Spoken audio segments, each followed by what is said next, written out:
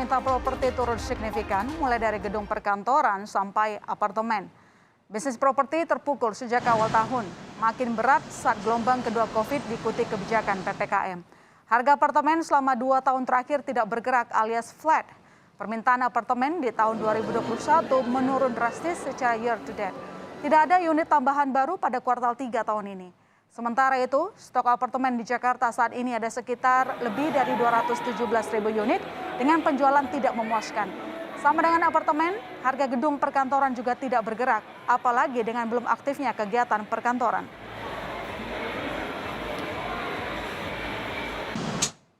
Ya, lalu sampai kapan kira-kira harga properti lesu termasuk turunnya harga rumah mewah, saudara? Sudah saatnya beli rumah atau rumah hunian atau investasi?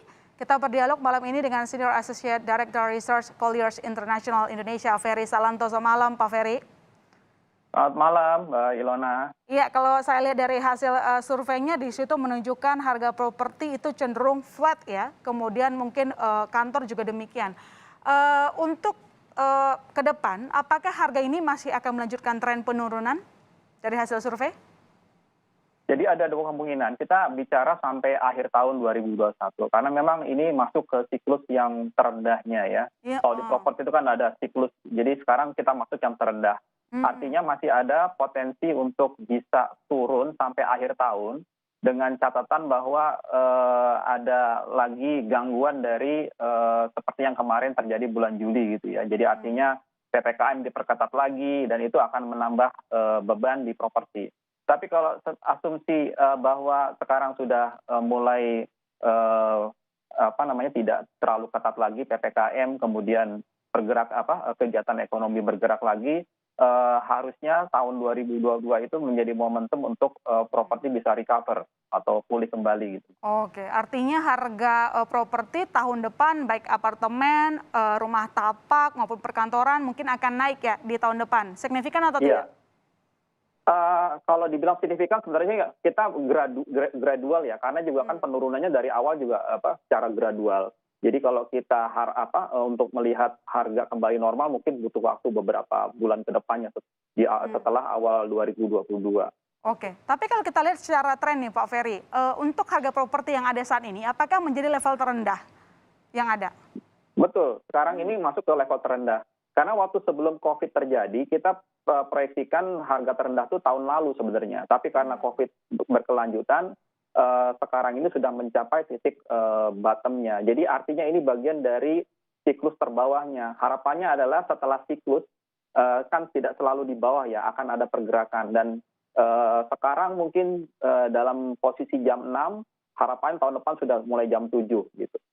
Oke, nah lantas begini Pak, kalau kita lihat kan banyak rumah atau apartemen juga dijual murah ya, pada lokasinya bisa dibilang strategis gitu, baik baru ataupun bekas, ini fenomena baru ataupun ya Anda nanti jelaskan gitu. Apakah ini saatnya kita membeli properti baik untuk hunian ataupun investasi? Karena tadi Anda mengatakan tahun depan harganya bisa naik. Iya, kalau hunian tentunya disesuaikan dengan kebutuhan ya dan kemampuan finansial dari pembeli, karena kan ini kebutuhan yang salah satu kebutuhan pokok. Tapi kalau kita bicara untuk investasi, sekali lagi kalau kita melihat properti itu ada siklusnya, ini adalah titik rendahnya. Artinya di sini investor ataupun buyer atau pembeli ini bisa mengambil momentum di sini. Artinya harapannya adalah akan ada traksi harga itu akan bisa terkerek naik paling enggaknya mulai tahun depan. Jadi memang kalau kita lihat kalau memang punya kelebihan dana untuk investasi, memang ini saatnya paling pas gitu ya. Karena memang saat ini adalah kalau kita sebut itu sebagai tenants market atau buyers market. Oke, tapi kalau untuk rumah mewah sendiri apakah masih melanjutkan turun gitu harganya mungkin sampai kapan? Nah, rumah mewah ini kan sebenarnya kalaupun misalnya tenorenya dia harganya akan tetap turun, tapi kalau kita lihat stok rumah mewah ini kan sebenarnya tidak terlalu banyak karena rumah mewah ini sangat bergantung dari lokasi. Sedangkan kita tahu ya lokasi kan terbatas ya. Jadi artinya momentum untuk naik lagi itu pasti ada. Oke. Selama pandemi kira-kira kisaran harga yang paling laku di tengah pandemi itu berapa untuk rumah maupun apartemen? Ya, kalau kita lihat yang selama ini yang memang paling banyak diserap itu yang harganya kalau masih bisa 1 M ya di bawah 1 M. Tapi biasanya yang paling ideal tuh antara 1 sampai 2 M itu yang paling banyak menarik baik itu investor ataupun end user.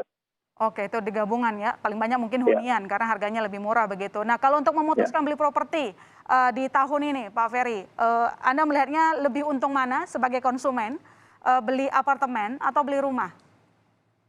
Itu kembali lagi ke tujuan, dari si pembeli ya, Hmm, karena kan ini kan beda-beda. Kalau memang dia ingin memiliki hunian yang lebih privacy, kemudian lebih praktis, tentunya akan beli apartemen, hmm. itu pertimbangannya. Tapi kalau dia misalnya lebih family oriented, orangnya lebih sociable gitu ya, senang bergaul, tentunya dia akan pilih rumah Oke. gitu ya.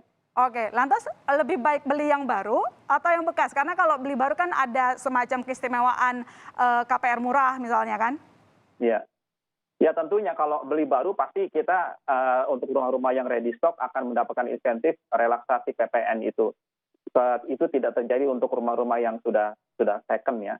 Nah, Hmm, kalau rumah, baru atau second itu memang ada plus minusnya sebenarnya gitu ya. Jadi pertimbangannya adalah kalau misalnya rumah baru itu kan lebih fleksibel, misalnya untuk, menata ulang atau mendesain ulang ataupun merenovasi dan sebagainya. Sementara rumah bekas itu kan, kurang bisa fleksibel. Dan hmm. juga, tapi ada keuntungan lainnya adalah kalau rumah bekas itu, harganya mungkin bisa lebih negotiable dibandingkan, rumah-rumah, baru. Tapi tergantung juga kalau memang penjualnya sedang, membutuhkan cash cepat, tentunya harga yang lebih baik itu bisa didapat dari rumah bekas. Jadi memang banyak sih plus minusnya gitu ya, kalau diuraikan sih terlalu panjang mungkin.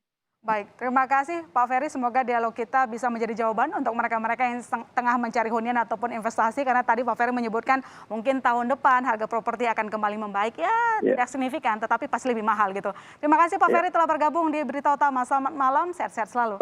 Ya, selamat malam, terima kasih.